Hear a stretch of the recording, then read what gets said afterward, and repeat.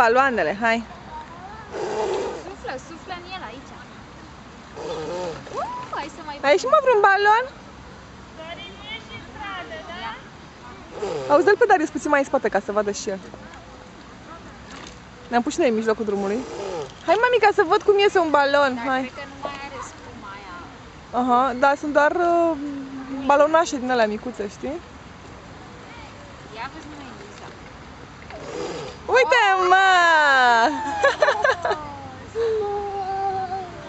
Foarte frumos. Hai să mai încercăm. Bravo, vezi cine a știut? Georgiana a știut. Ia.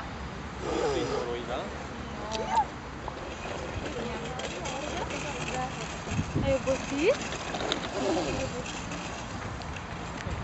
Nu e bună spuma, nu. Wow. Bravo! Uite-l aici, mic, pe tine, uite. Zice că asta e altă melodie, știi? Da.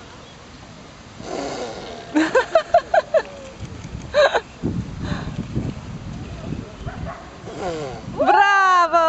Dar le ia vântul repede, măi, Bela, măi. Le fugărește vântul, ai văzut, mami? Da, mami. Unde pleci? Mai departe, hai.